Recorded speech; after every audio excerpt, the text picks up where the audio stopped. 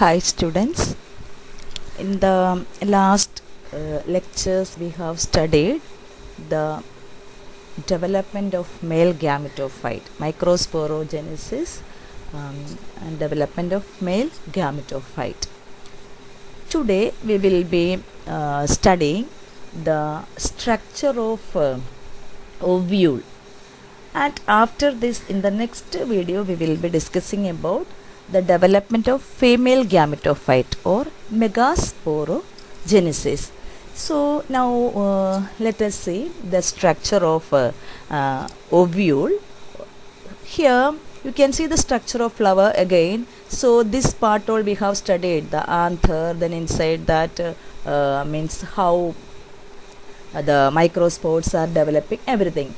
Today we will be studying about the female reproductive part of the flower, that is gynoecium, which is made up of carpel. Okay, and here ovary is there, inside that ovule is there.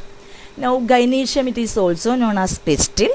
Okay, individual member it is known as carpel. This all we have discussed. Now there are two types of actually the carpels. If carpels are free, the flowers are two types. Carpels, if they are free, there are many carpels, and if carpels are free, then it is known as apocarpus. Okay, then the flower is known as apocarpus. Example is Michelia. This example it is given in your book. Then if there are many carpels and the carpels are united, then it is known as syncarpus. Okay, then the flower is known as syncarpus. Both the terms in 11th standard also we have studied. You are supposed to know apocarpus means the carpels are free. Okay, and syncarpus means the carpels are united. Okay, apocarpus Michelia example, syncarpus brinjal is an example. Now carpel structure already you know. There will be an ovary, style and stigma. Okay, the number of ovules inside the ovary, that is also actually according to different species there it will be varying. If there is a single ovule, then it is uniovulate. The term is here. See, uniovulate if there is a single ovule, and if there are many ovules inside the ovary, then it is multi-ovulate. Okay, mango is uniovulate, whereas tomato, lady's finger, these are multi-ovulate. Now we have to study the structure of anatropous ovule.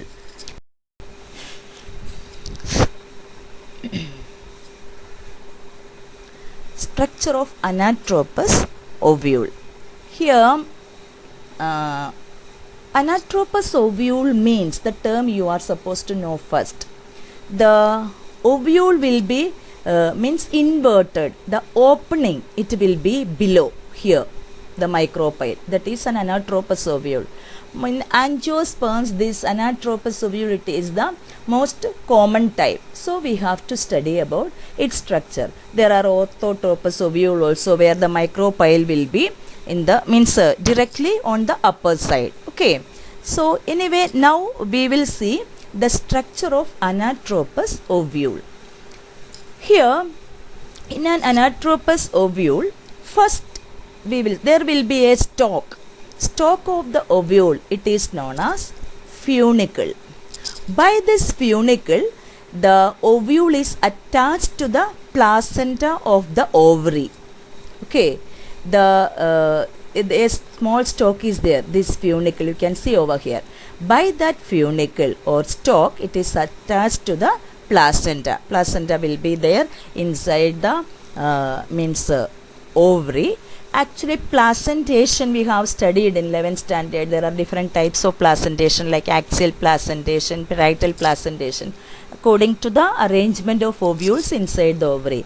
Anyway, here you remember the stalk of the ovule by which it is attached to the placenta, it is known as funicle. And there is actually a hilum, the means joining portion of this funicle to the ovule. This is known as hilum. Okay, now this next thing the body stalk is attached to the basal point, that is known as the hilum, this point of attachment of the body of the ovule to the funicle. Next is nucellus. Nucellus, it is also termed as megasporangium. Okay, nucellus means it is actually a group of or a collection of parenchymatous tissue inside the ovule. It consists of a a group of parenchymatous tissue. It is known as nucellus. Here you can see it will be labeled over here. See this part full, it is known as a nucellus. Okay, this is nucellus. There will be many cells inside, and from that one cell is developing into this embryo sac, this one. Okay, so a many celled or a tissue inside carrying this oval structure that is known as a nucellus. The spelling, don't get confused with the nucleus, the term, it is nucellus, nucellus. Okay, and now the next term, that is, go to the next slide. Again the structure is continuing there.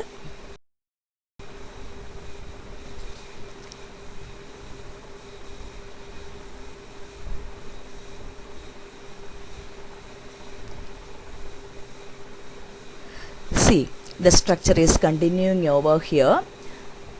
The next term, what is given? Chalasa. See, over here it is given. Now here in the diagram where it is given chalasa. Chalasa, it is the base of the ovule. It is just opposite to the micropyle. Micropyle is the opening over here. Just opposite to that, the chalasal end is there. Okay, it is actually the base of the ovule. Now the embryo sac or female gametophyte, actually that you can see inside this. It is the main portion where we have to discuss during megasporogenesis, the female gametophyte that will be there inside the nucellus. How this embryo sac is developing, that will be discussing in the very next video, that is megasporogenesis. But the structure of this embryo sac or female gametophyte we have to know now. There are three cells over there in the opposite end of the micropyle, that they are known as antipodals. Okay, and there are three cells in the micropylar end. Here there is a center egg, this is the egg, and two cells on either side, they are the synergids. So the synergids and the egg together, it is known as egg apparatus. Okay, egg at the center and two synergids, it is known as egg apparatus. Then at the center you can see a secondary nucleus. Here it is this central cell, it is formed by the fusion of two nuclei. Actually one from the the antipodal side and one from the this egg apparatus side. From there one nuclei will be getting actually transferred. They will move to the center and form the secondary nucleus. Okay, so here it will be that way diploid because it is formed by the fusion of two nuclei. Understood? So an egg apparatus means it will be a 7-celled 8-nucleated structure.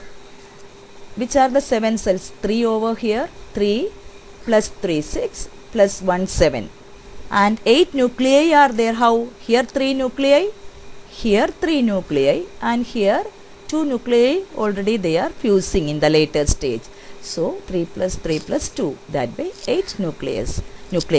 So a 7-celled 8-nucleated structure.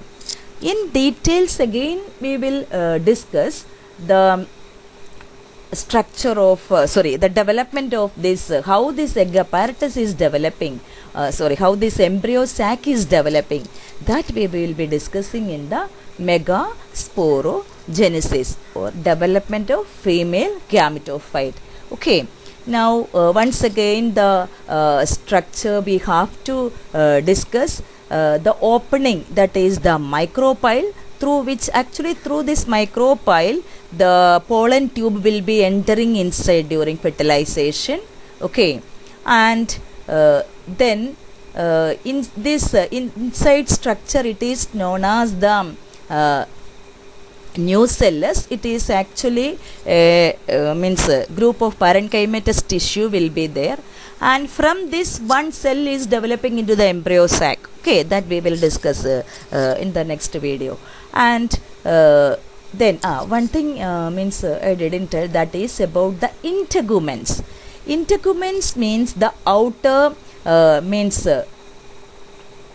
members, outer layers which are protective in function. There are two integuments over here in angiosperms, the outer integument and inner integument. It is labeled over here, see, outer and inner, that way two integuments are there, so it is known as bitechnic. Okay, integuments means the outer layers which are actually protective in function, and later actually it will be contributing to the development of the seed coat. Okay, so as there are two integuments, it is the term bitechnic, two integuments are there. Okay, and then inside the nucellus there is an embryo sac. Okay, embryo sac consists of three antipodal cells, then three cells in means constituting the egg apparatus, one central egg and two synergids, and there is a central cell which is known as secondary nucleus. It is actually formed by the fusion of two nuclei. So that way total there will be 7 cells and 8 nuclei. So how this 7 cells 8 nucleated structure is developing, that we will discuss in the development of female gametophyte or megasporogenesis. So this is just structure. Go through this. You are supposed to know the structure of an anatropous ovule. It can be asked for a long question, and you are supposed to label the parts also. So here the important parts, actually the funicle, the stalk.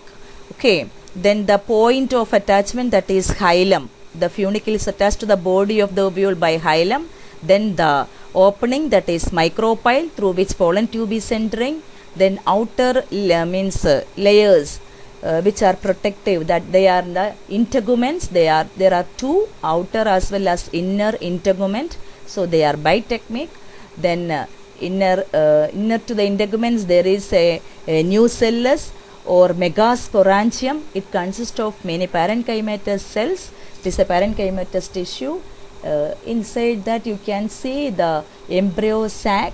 It will be actually inside almost at the center, but towards the micropylar end. That way the embryo sac will be there. Inside the embryo sac there is an egg apparatus which consists of an egg and two synergids, a central secondary nucleus, and in the opposite there are antipodals. Again there are 3 cells over there. Then here means opposite to micropyle there is a chalaza, which is the starting or the base of the ovule, the chalaza. Okay, so these are the terms which you have to label when you draw this anatropous ovule, and these are the main parts. Okay, that is for this lecture. In the next lecture going to discuss the structure, development of female gametophyte or megasporogenesis. There you will understand how this embryo sac is this way forming. Okay, thank you children. Go through this. Any doubt is there, do ask. Okay, you have to ask, and after the next video means I am planning to give you a test. So please go through this. Now only this topic you have to make it clear. Okay, bye.